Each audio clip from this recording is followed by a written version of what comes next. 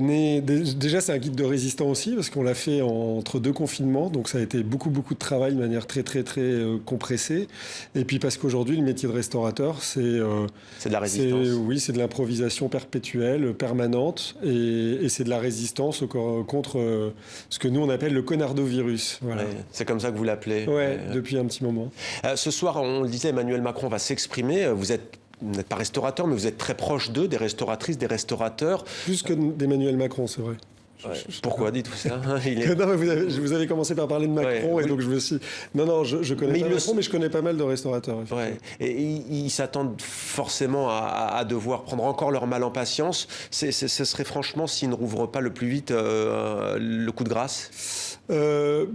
En fait, le coup de grâce, je sais plus très bien ce qu'il faut faire et ce qu'ils doivent faire. Au départ, nous, on a créé un petit service digital qui s'appelle Plat de Résistance, qui permettait de mettre en avant toutes les initiatives que les chefs avaient en take-away, vente à emporter, même cuisine à domicile, livraison, etc., pour que, en fonction de l'endroit où vous êtes en France, vous puissiez rentrer votre adresse et qu'on vous dise, voilà, les meilleurs plans, les trucs un peu les plus sympas à faire et à consommer à la maison.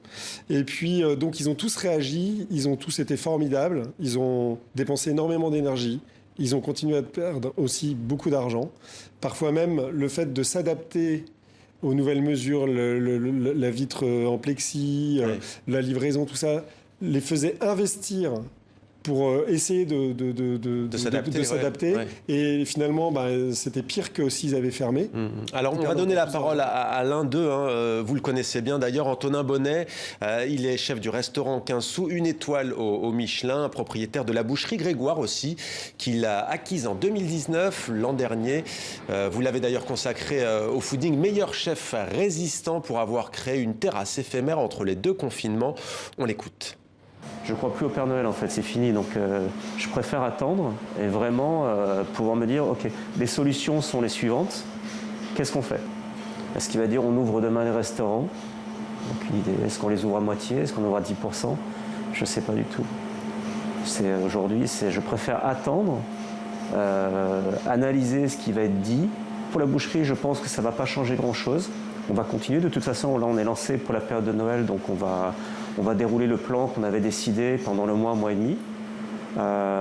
Pour le restaurant, je vais être honnête, je pense que d'ouvrir maintenant, quelque part, c'est un peu une bêtise. On va se remélanger, c'est pas fini, les virus circulent encore. Pour refermer au mois de janvier-février, je vois pas trop l'intérêt. Là, c'est terrible parce que moi, j'aime pas beaucoup le mot petit commerce, petit restaurant, de qualifier ainsi. Mais là, on n'a pas, entre guillemets, un petit, et pourtant, on voit qu'il est totalement acculé. Oui, mais de toute façon, clairement, c'est hyper compliqué pour tous ces restaurateurs qui sont dans une... en fait, ils peuvent tout essayer, et plus ils essayent, plus ils s'usent, et plus au moment où peut-être ça repartira, ils seront complètement usés, ils auront perdu d'argent. Ouais. Alors le vrai problème, en fait, c'est pas tant parce qu'il y a plein de mesures gouvernementales quand même, chômage partiel, il y a beaucoup de choses qui sont mises en place et qui leur sont favorables, mais c'est tous ceux qui ont ouvert assez récemment, qui ont des dettes. Les dettes, malheureusement, faut les payer.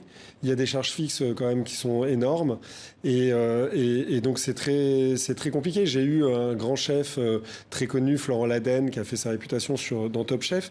Il n'y a pas très longtemps, on a échangé et il m'a dit « J'ai tellement dépensé de temps, d'argent et d'énergie pendant le premier confinement que là je ferme parce que je peux pas, il faut que je pense à ma santé aussi. Oui. » Donc en fait, c'est vraiment le problème. N'empêche que, ce qui était très intéressant, c'est qu'entre les 2 confinements, pas mal de restaurants ont rouvert. Et surtout, on l'a vu, des restaurants qui travaillent en circuit court. C'est-à-dire plutôt dans les campagnes ou dans les villes au bord de la mer, etc., où on a accès aux produits directement. C'est beaucoup plus facile de réagir de manière rapide et prompte que quand on est dans une grande ville et qu'on dépend de 15 fournisseurs et qu'on n'a pas vraiment d'affinité élective avec ses fournisseurs, son vigneron, etc. C'est pour ça que vous dites que ce sont finalement les restauratrices et les restaurateurs, entre guillemets, qui ont des établissements plus humains, qui s'en sortent le mieux. Ah, mais vraiment, sans conteste. D'ailleurs, les deux tables à qui on remet le prix de la meilleure table cette année, il y en a une qui est à Marseille, dans le port des Goudes, et c'est Christian Qui, c'est une table d'hôte, en fait.